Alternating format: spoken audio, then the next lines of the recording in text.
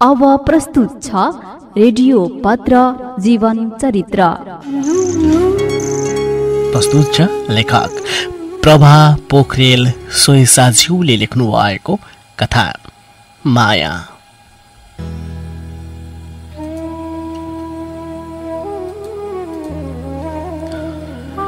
ऊ होस्टेलको झ्यालबाट बाहिर हेरिरहेकी छ। सिम सिम पानी, यो ऋतु अनि बाहिरका बेमौसमी फूलहरू हल्का चिसो चिसोले आनन्दको अनुभूति दिइरहेको छ। ऊ आफैलाई अंगालो मार्छे अनि आँखा चिम्म गर्दै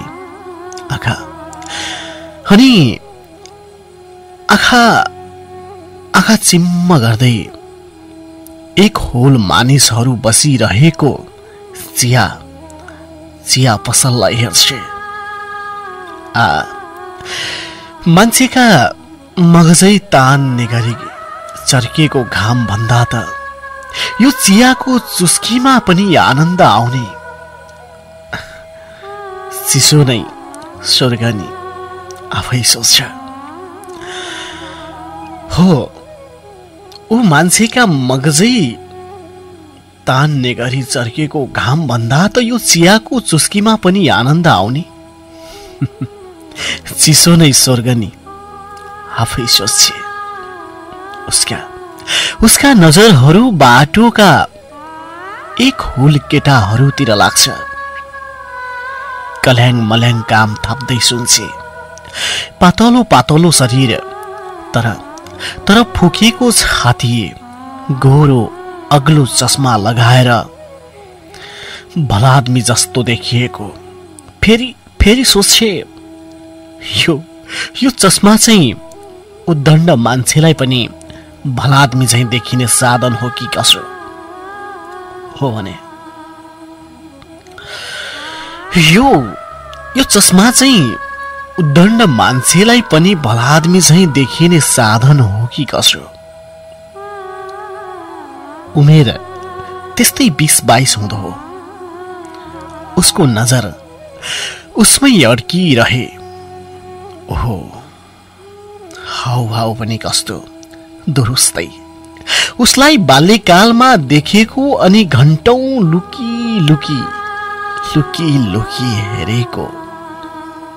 हेरेको करणको याद आयो।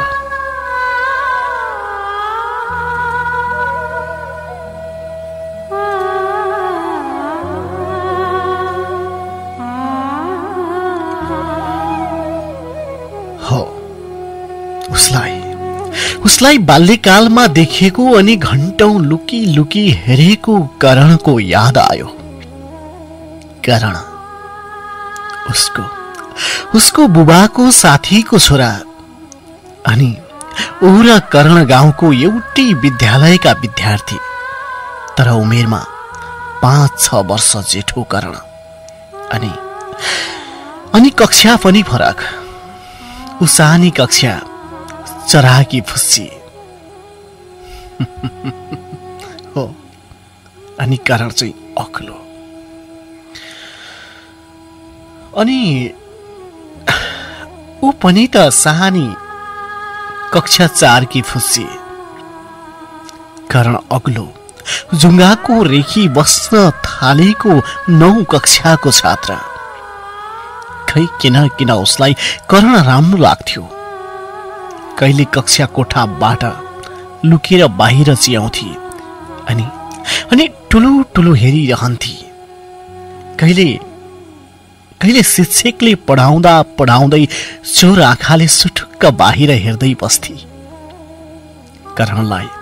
करणलाई बाहिर देख्दा उसलाई हेरिरहन मन लाग्थ्यो।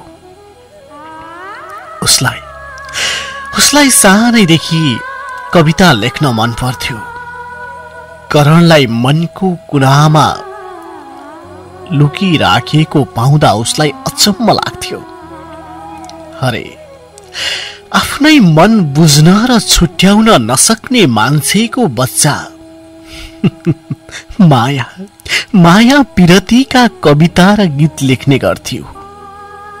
हो भने आफ्नै मन बुझ्न र छुट्याउन नसक्ने नसक्ने मान्छेको बच्चा माया र पिरतीका कविता र गीत लेख्ने गर्थे। उसको मानस पटलमा झुलुक्क उदाउँथ्यो फेरि करण माया। यो माया भनेको के होला? ऊ मन मनै सोच्थे, माया भनेको माया हो नि। मलाई सबले कति बाठी भन्छन्, मलाई त्यति नै थाहा छैन र। मामु बाबाले मलाई कति माया गर्नुहुन्छ नि, अनि मलाई नि उहाँहरूको असाध्यै माया लाग्छ नि। यस्तै त हो नि माया।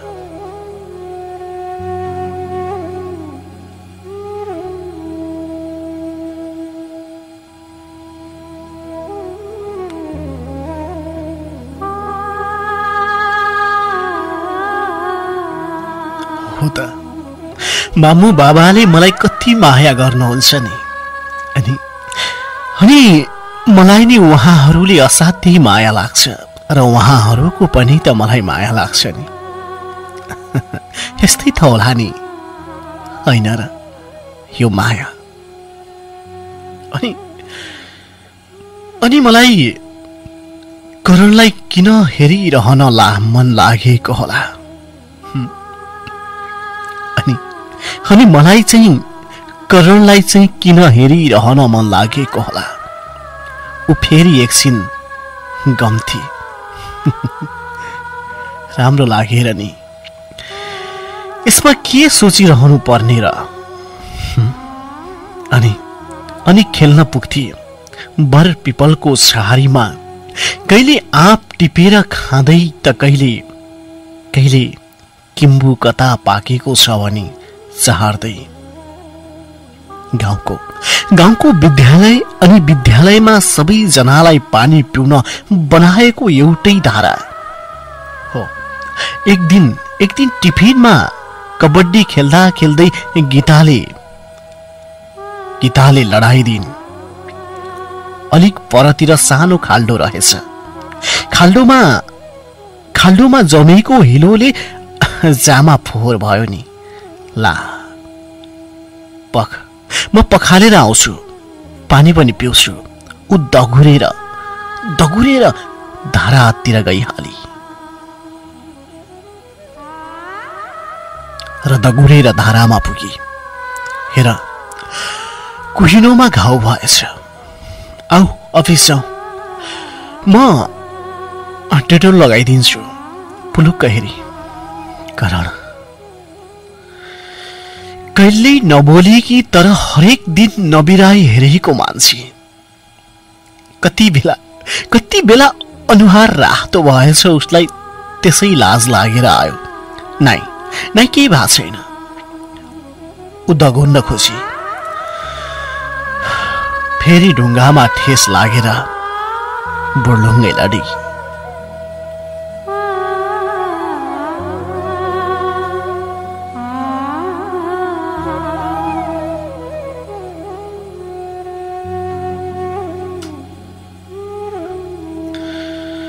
म आऊ भन्दैछु, तिमी जान्ने भएर दगुर्छौ नि।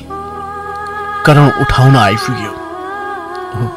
ऊ अझ रातो हुँदै चुप लागेर घोसे मुन्टो लगाउँदै करणसँग अफिस गई। करणले नवराजसँग डिटोल माग्यो अनि घाउमा लगाइदियो। यति बेलासम्म करणको अनुहारमा हेर्न नसकेकी उसले करणको ध्यान घाउतिर भएको मौका पारेर चोर आँखाले सुटुक्क अनुहार हेरी अनि हतार अर्कातिर हेरिहाली।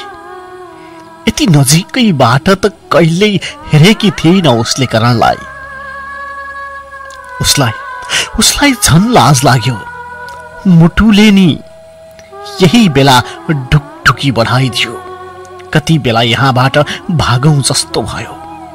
डिटोल लगाइसक्ने बित्तिकै गीतालाई भने, म खेल्दिन है, मेरो घाउ निको भएको छ।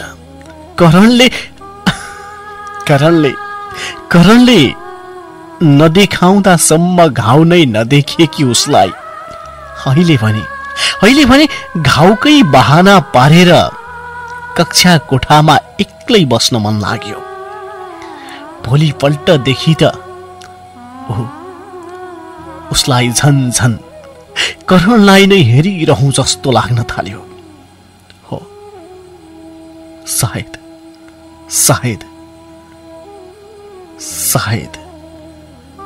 यही हो माया, यही हो माया।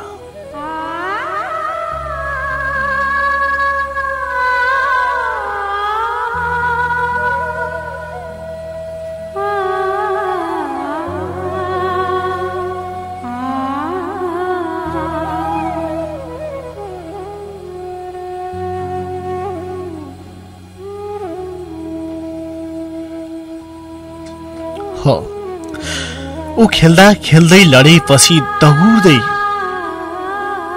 हिलो बखाल्न भनेर धारामा पुगेकी बेला करणले उसलाई देखेपछि करणले समातेर अफिसमा लगेर नवराजसँग अफिसबाट डिटोल मागेर उसलाई उसको घाउमा लगाइदियो। अब भने झन् उसले करणलाई झन् करणलाई हेरिरहँ जस्तो लाग्न थाल्यो। उसलाई त्यही एकछिन करणको अनुहारमा हेर्दाको अनुभूतिले घरिघरि कोट्याइरहन्थ्यो। कस्तो हुन्थ्यो, गाला राता हुन्थे, यसै अनौठो लाग्थ्यो। त्यस्तो त उसलाई कहिल्यै भएको थिएन। उसलाई करण विद्यालय आइपुग्ने समय, घर जाने समय सबै याद हुन थाल्यो। कहिले काहीँ त विद्यालय नआउँदा ऊ सोच्थे आज करण किन नआएको होला, बिरामी पो भयो कि, ला अर्कै गाउँ पो गयो कि।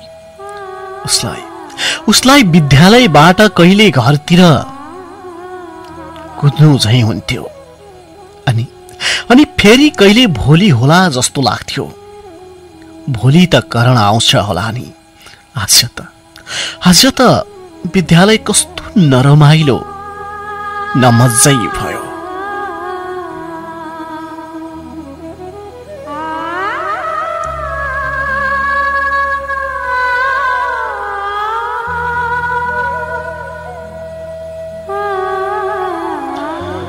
समय बित्दै गयो। उसको बाबाले शहरतिर बसाई जाने कुरा गर्न थाल्नुभयो। अब त ऊ शहर जाने अनि अरूले जस्तो उसले बिहे गरेर घण्टौं उकालो ओह्रालो धाउँदै जानु पर्ने पराई घर जानु पर्दैन भनेर ढुक्क भई।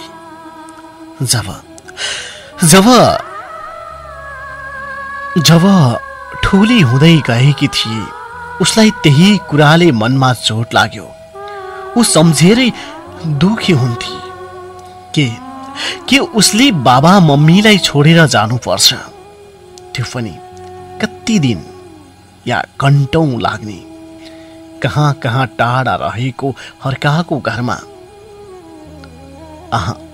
शहर त घरहरू पनि नजिकै हुन्छन् रे, हिँड्नु पनि पर्दैन रे, ठुला बडा धनी मानी बस्छन् रे। हो, अब त शहर जाने, ओहो झन् हवाई जहाजमा पो जाने हो त। उदङ्ग भई आउने दिनहरूको नयाँ उमङ्गले फुरुङ्ग हुँदै उसले गाउँलाई भुसुक्कै भुलेकी थिए।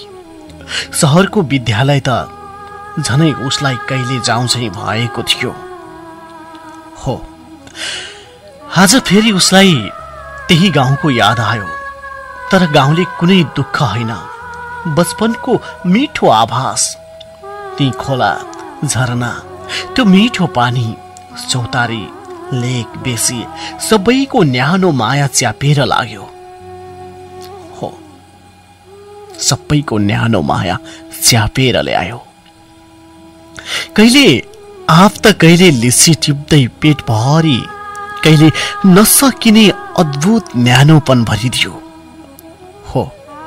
अनि उही करणको झल्को आएर पनि अनौठो अनुभूति भयो।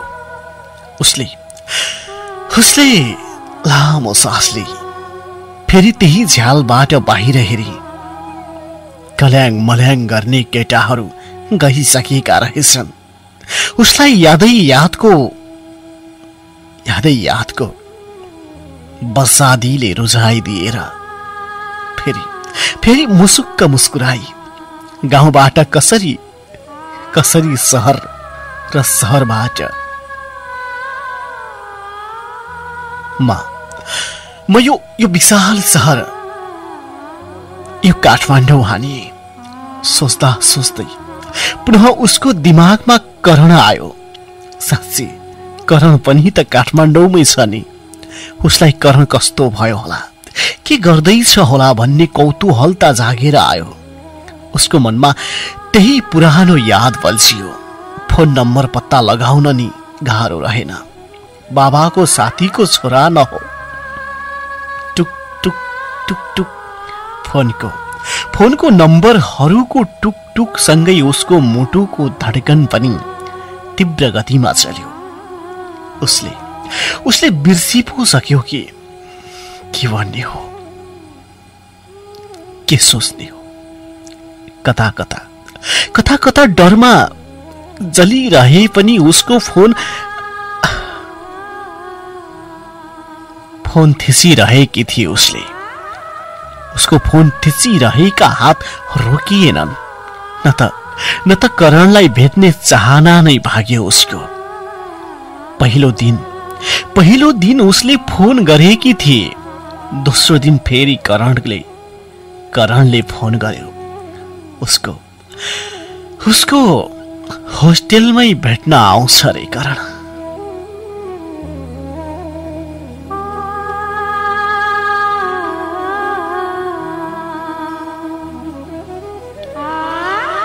दुबईको बाल्यकाल एउटै गाउँमा बितेको कुरा गर्न साह्रै मजा आयो।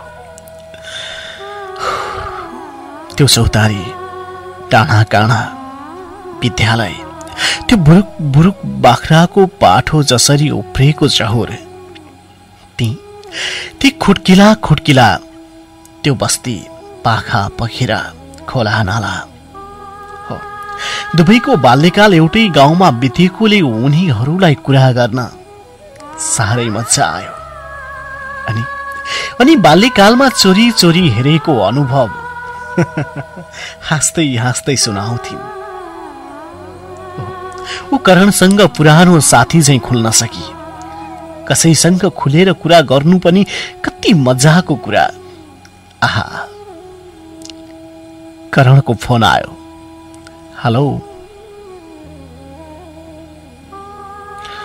फोन कति बेला राखी पत्तो पाइन। ऊ नाजवाफ पनि। उसलाई यतिका दिनसम्म करणसँग कुरा गर्दा लागेको रमाइलो यसै नाचेको मनमा खल्लो भएर आयो। लामो श्वासले होस्टेलको दिदीले खाना खान बोलाउनु भयो। दिदीको कसकस सुन्नुभन्दा त तल ओर्लेर 2 घाँस खाए जस्तो गर्दिनु नै जाती। गरुङ्गो मन र खुट्टा लिएर भान्सामा ओर्ली। के हो तिमीलाई? किन नुन खाएको कुखुरा जस्तो अनुहार लागेकी छौ नि? के हैन दिदी,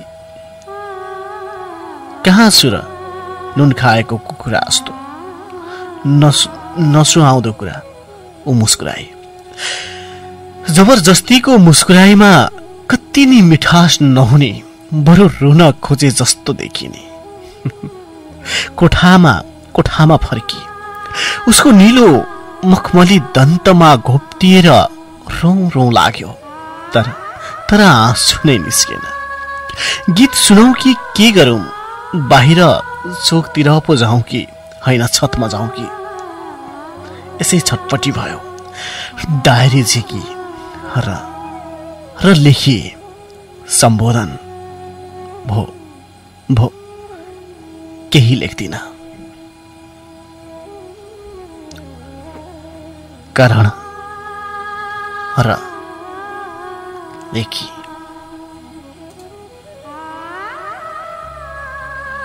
सम्बोधन। करण, मलाई माफ गर्नुहोस्। त्यो बाल्यकालमा मैले हजुरलाई घण्टौं हेरिरहन्थे, हजुरको बहुतमा सोचिरहन्थे। आज यति ठूलो भए, पहाडबाट तराई र तराईबाट काठमाडौँ आइपुगे। हो त, यो कुनै ठूलो कुरा भएन। मान्छे कहाँ एकै ठाउँमा रुख जसरी जरा गाडेर बस्छन् त। कुरा के भने, हजुरलाई मैले जुन रूपमा यत्तिका वर्ष जहाँ रहे पनि जता भए पनि मनमा सजाएर राखेकी थिए नि, त्यो अनुहार, त्यो भाग भङ्गीमा, त्यो अनुभव, त्यो हेराई अनि ती आफै भित्रका रमाइला पलहरू, ती सबलाई म मेटाउन चाहन्न। जुन कुरा पाइन्छ महत्त्व नै गुमाइन्छ। ओहो, ती अनुभूतिहरू भो, म ती सबै सखा पार्न चाहन्न। हो, तपाईले सही भन्नुभयो। म तपाईलाई माया गर्छु, तर मायाको अर्थ प्राप्तिमा मात्र कदापि हुन सक्दैन। मैले तपाईको मन दुखाउन कहिल्यै चाहेको होइन, तर म तपाईसँगका सबै भावना मेटाएर यो संसारिक बन्धनमा बाँधिन झनै चाहन्न। त्यसैले म भन्दैछु, पाएपछिका उपेक्षा, पाएपछिका अर्थहीनतासँग मेरो माया तुलना गर्न सकिँदैन। यो चोखो स्पन्दन, हर धड्कनमा आजसम्म सजिएको मायालाई म क्षणभरको बन्धनले बाँध्न चाहन्न। म मेरो बालकपनदेखिको मनभित्रको त्यो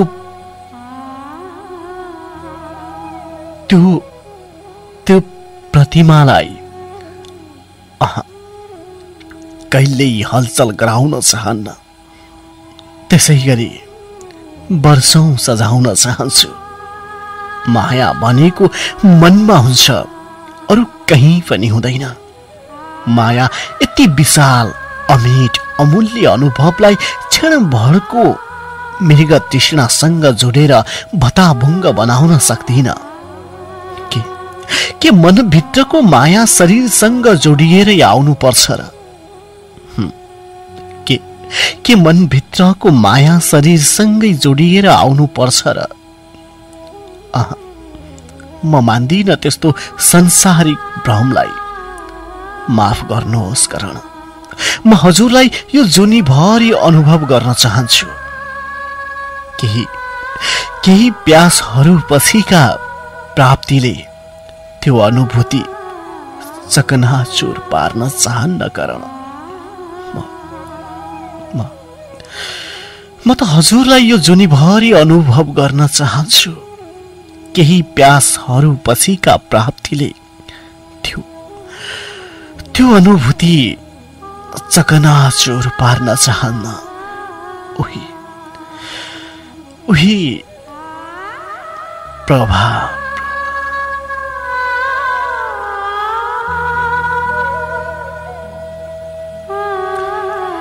लेखक प्रभा पोखरेल सोइसा।